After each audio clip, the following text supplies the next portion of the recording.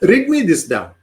The Modi government seems to have a unique knack of appointing corrupt officers, especially people who are very close to Chidambaram, in very important posts. Take the case of Dr. KP Krishnan, a Stephanian, somebody who had had a very questionable, dubious record in the finance ministry. He's an advisor to Govt, and he's also gotten appointed recently by the finance ministry on a very important post. I'm going to share all the details in just 1 minute, but my question to the Modi government is, why do you keep hiring people with a blemish for important positions? Is it because the Modi government thinks that a blemished Babu will listen to what his boss, that is the politician, will say, and therefore will do his bidding? Is that what it is? But then don't you understand that a blemished Babu is also going to continue to do what he did to create the blemish, which is to be corrupt?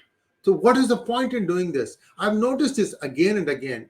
The more corrupt the officer is, the longer that person tends to hang around in the government even after retirement. The latest case is Dr. KP Krishnan. Why am I saying that this person is ultra corrupt? Let's take a quick look. What are the scams around Dr. KP Krishnan? By the way, he is one of my top candidates for the Himalayan Yogi. Now, I'll tell you why. If you go and look carefully at all the things that have been happening in this investigation of NSE involving Chitra, Ramakrishna and Anand Subramanian, you will see that Chitra Ramakrishna had a specific request to have a email facility to go outside of NSE to be able to send and receive emails outside. And one of those things was that, funny looking name, 𝙒𝙧𝙤𝙪𝙥𝙥, something like that. So in my opinion, because Dr. KP Krishnan was in the central government at that point of time, he would be my top suspect for Himalayan Yogi, not Anand Subramaniam, who was just one office away. She could have summoned him and then, could have done whatever it needs. I mean, after all, if you can call somebody and get things done, why would you want to even send an email? So this ludicrous theory is being swallowed hook, line and sinker by SEBI as well as CBI, which is what is, surprising to me. The big crooks in NSE co-location are 4 people. Okay, I'm going to name them today. Chidambaram, his main minion, Dr. KP Krishnan, Ravi Narayan, and a technocrat called Ajay Shah. Between them, they planned this entire thing about, and it is those 4 people that the government should be arresting and interrogating. Instead, they take some low-level minion who doesn't even know how a computer works.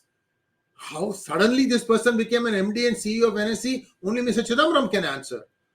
But the point I'm trying to make is, these are par for the course. The UPA chose to appoint people in mediocrity and for reasons other than competence.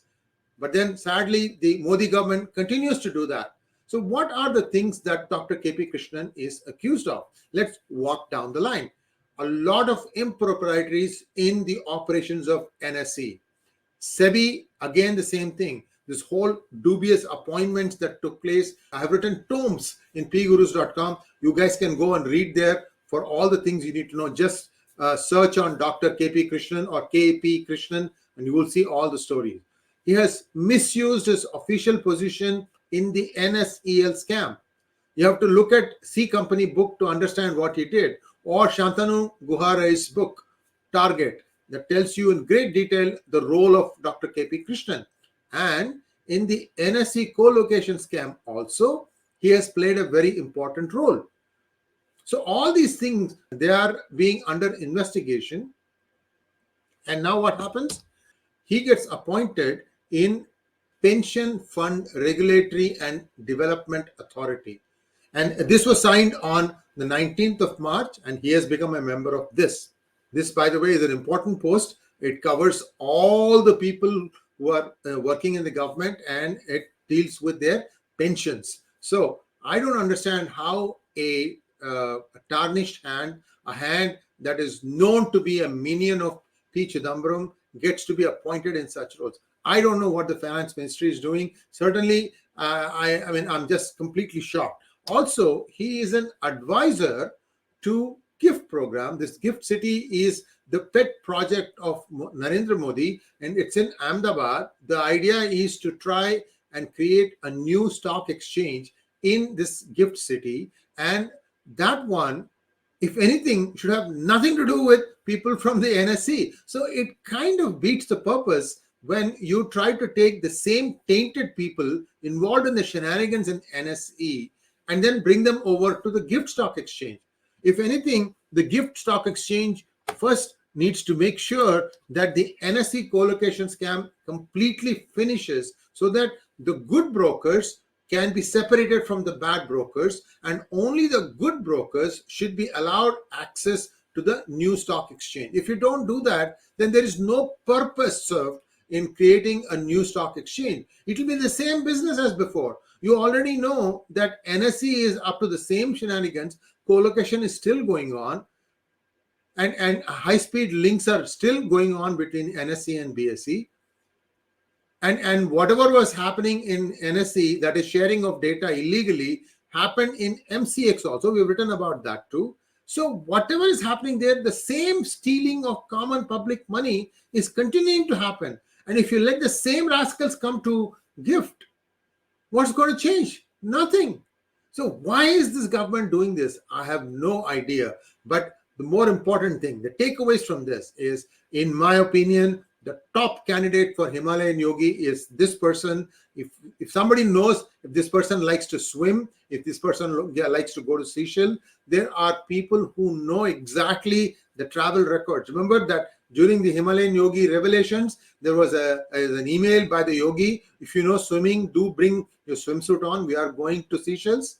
Well, I'll only stop at this point. Beyond this, what happened, you guys can conjecture, but it is my opinion that it is very unfair to hang the entire co-location scam around two people who really don't know what they were doing, even though they were occupying very high positions of power in NSE. In fact, this Modi government is very similar to the UPA government. They don't like to admit, or they don't like to enlist good talent.